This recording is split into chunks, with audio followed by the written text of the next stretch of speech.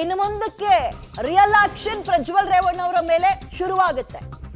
ರಾಜ್ಯ ಸರ್ಕಾರ ಕಳಿಸಿದ್ದಂತಹ ಎರಡನೇ ನೋಟಿಸ್ಗೆ ಅಥವಾ ಎರಡನೇ ಮನವಿ ಪತ್ರಕ್ಕೆ ಕೇಂದ್ರ ಸರ್ಕಾರ ರೆಸ್ಪಾನ್ಸ್ ಮಾಡಿದೆ.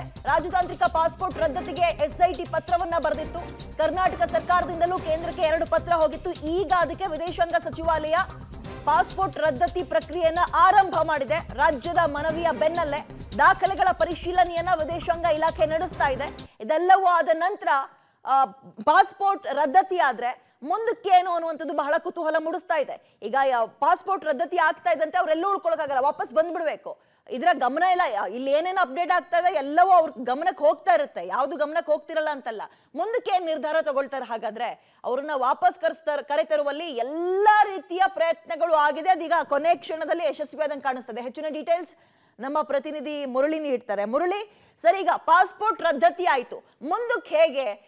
ಯಾವ ದೇಶದಲ್ಲಿದ್ದಾರೋ ಆ ದೇಶದವರೇ ಕ್ರಮ ತಗೊಳ್ತಾರ ವಾಪಸ್ ಕಳಿಸುವಲ್ಲಿ, ಅಥವಾ SIT ಯ ಪಾತ್ರ ಏನಿರುತ್ತೆ, ಮುಂದಿನ ಪ್ರಕ್ರಿಯೆಗಳು ಹೇಗಿರುತ್ತೆ ಮುರಳಿ? ಖಂಡಿತ ವಿದ್ಯಾ, ಯಾಕೆಂದ್ರೆ ಪ್ರಮುಖವಾಗಿ ಈ ಪ್ರಕರಣಕ್ಕೆ ಸಂಬಂಧಪಟ್ಟಂತೆ SIT ಅಧಿಕಾರಿಗಳು ಯಾವ್ಯಾವ ಕಾನೂನು ಕ್ರಮಗಳನ್ನು ತೆಗೆದುಕೊಳ್ಬೇಕು ಆ ಕಾನೂನು ಕ್ರಮಗಳೆಲ್ಲನೂ ಕೂಡ ತೆಗೆದುಕೊಂಡಿದ್ದಾರೆ. ಅಂದ್ರೆ ಮೊದಲ ಬಾರಿಗೆ ಒಂದು ಲುಕೌಟ್ ನೋಟಿಸ್ ಅನ್ನ ಹೊರಡಿಸುವಂಥದ್ದು, ಅದಾದ ನಂತರ ಆತ ಯಾವ ದೇಶದಲ್ಲಿದ್ದಾನೆ ಅಂತೇಳಿ ಪತ್ತೆ ಮಾಡಲಿಕ್ಕೆ ಬ್ಲೂ ಕಾರ್ನರ್ ನೋಟಿಸ್ ಅನ್ನ ಹೊರಡಿಸುವಂತ ಪ್ರಯತ್ನಗಳನ್ನು ಆಯಿತು. ಆದ್ರೆ ರೆಡ್ ಕಾರ್ನರ್ ನೋಟಿಸ್ ಅನ್ನು ಹೊರಡಿಸೋದಕ್ಕೆ ಪ್ರಜ್ವಲ್ ರೇವಣ್ಣ ವಿರುದ್ಧ ಯಾವುದೇ ರೀತಿಯ ದೋಷಾರೋಪ ಪಟ್ಟಿಗಳು ಇರಲಿಲ್ಲ. ಆ ಹಿನ್ನೆಲೆಯಲ್ಲಿ ಅದನ್ನ ತಡ ಮಾಡುವಂತ ಪ್ರಕ್ರಿಯೆಗಳಾಯಿತು. ಆದ್ರೆ ಕೋರ್ಟ್ನ ಮೂಲಕ, ಅಂದ್ರೆ ಕೋರ್ಟ್ಗೆ ಒಂದು ಮನವಿಯನ್ನ ಮಾಡಿಕೊಂಡು ಒಂದು ಅರೆಸ್ಟ್ ವಾರೆಂಟ್ ಅನ್ನು ಕೂಡ ಪಡ್ಕೊಳ್ಳೋದು ಪ್ರಯತ್ನವನ್ನ ಮಾಡಿದ್ರು. ಅರೆಸ್ಟ್ ವಾರೆಂಟ್ ಅನ್ನು ಪಡ್ಕೊಂಡ ಬಳಿಕ ಪಾಸ್ಪೋರ್ಟ್ ರದ್ದತಿಗೆ ಈಗಾಗಲೇ ವಿದೇಶಾಂಗ ಸಚಿವಾಲಯಕ್ಕೆ ಒಂದು ಪತ್ರವನ್ನು ಬರೆದಿದ್ದಾರೆ. ಅವ್ರು ಏನಾದರೂ ತಕ್ಷಣವೇ ಅವರ ಪಾಸ್ಪೋರ್ಟ್ ಅನ್ನ ರದ್ದತಿಯನ್ನ ಮಾಡಿದ್ರೆ ಆತ ಯಾವ ದೇಶದಲ್ಲಿದ್ದಾನೆ ಅನ್ನೋದ್ರ ಬಗ್ಗೆ ಆ ದೇಶದ ರಾಯಭಾರಿ ಕಚೇರಿಗೆ ಒಂದು ಮಾಹಿತಿಯನ್ನ ತಲುಪಿಸಿದ್ರೆ, ಯಾಕಂದ್ರೆ ಈಗ ಜರ್ಮನಿ ದೇಶದಲ್ಲಿ ಇದ್ದಾನೆ ಅನ್ನೋದ್ರ ಬಗ್ಗೆ ಒಂದಷ್ಟು ಮಾಹಿತಿಗಳು ಸಿಗ್ತಾ ಇತ್ತು.